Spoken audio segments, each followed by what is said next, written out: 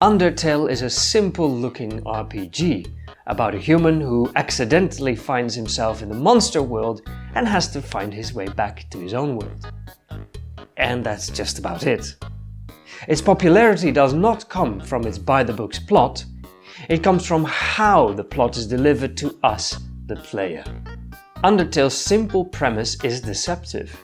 Conventions of the RPG genre are self-referentially explored in a postmodern meta-literary narrative. Man, that sounds confusing. Let's explore Undertale then and see what makes it metafictional. Oh, and just in case it wasn't clear,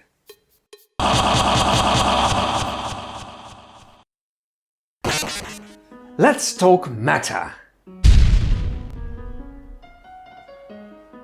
Meta is used as an adjective, or more commonly as a prefix, and it means about. About what? Well, anything that follows the word, really. Metadata is data about data. Who produced it, why and when. Meta-emotion could be when you're angry because you got sad. You can go to google.com and then Google google.com. Meta-Google. Or you can visit Wikipedia to find out more about Wikipedia. Meta-wiki. In other words, something that is meta is about itself. In metafiction, the narrative, the story, can refer to itself too. There are a couple of ways in which this can happen. The story can be about a writer who is writing that very story. The film Stranger Than Fiction did just that.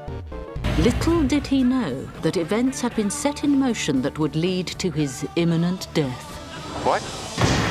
Why? Characters in metafiction are often aware of the fact that they are fictional. Think the film Deadpool. The old blind lady from the laundromat, Al. God, I miss cocaine. Her. Fourth wall break inside a fourth wall break. That's like 16 walls. Or a variety of cartoon shows.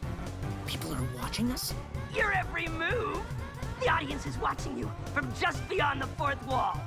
Look for yourself. People are watching us without our permission? Ew, what a bunch of creeps. Metafiction can also refer to typical conventions of storytelling, like referring to a happy ending. Oh, I just love happy endings. Yes. Or how someone behaves like a typical villain. I'm not a comic book villain. Back to Undertale. How does it use meta-narrative devices? Well, mostly it's this little guy.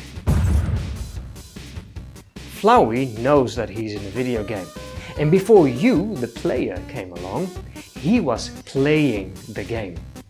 He becomes so powerful that he can not only influence the characters in the story, but the actions and the performance of the player as well. And he uses this against you, the player, too.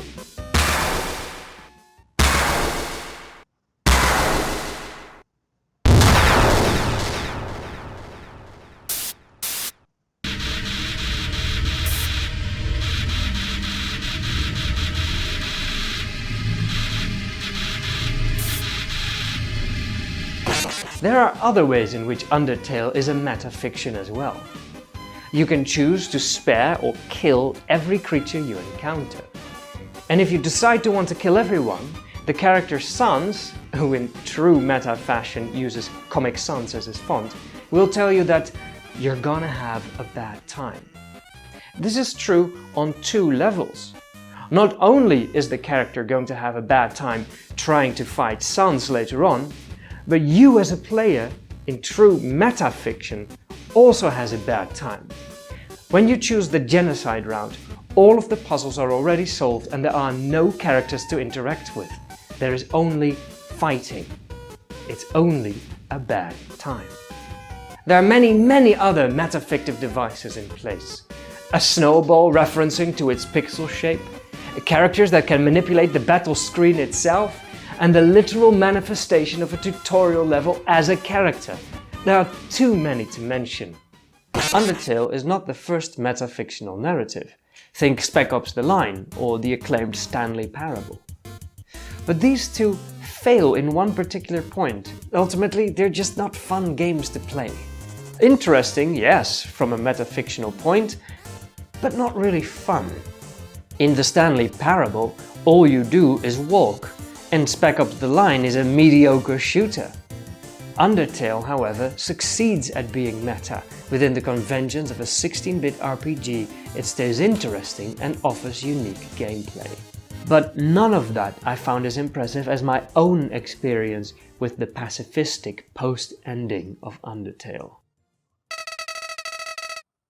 When starting the game again, after having finished the credit sequence and the end screen, Flowey appears once more and confronts you, the player, directly. He appeals to you to not come back and play the game again, because everyone is now happy. He reveals that you, the player, are the only one who can undo all that progress and happiness.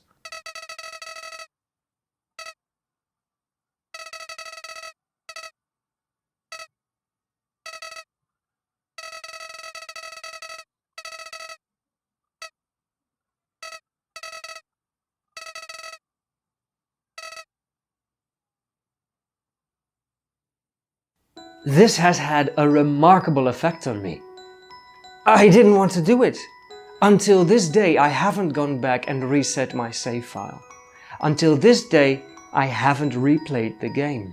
It's silly, isn't it? But is it? I mean, it's just a game after all, created by programmers who have intentionally made it a meta-fictional narrative. But still, it got me to think. What if I were to go back and, for example, do the genocide route? What does that say about me as a person? Is Undertale a metafiction about my own morality?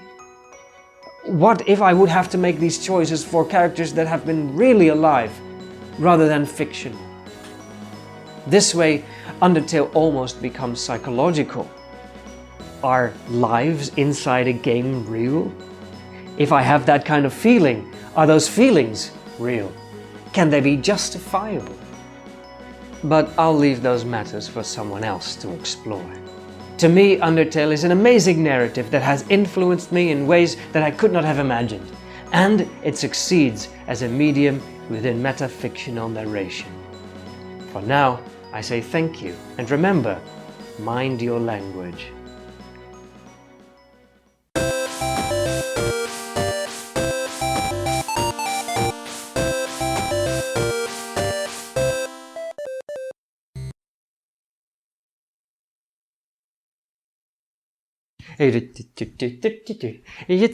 Meta.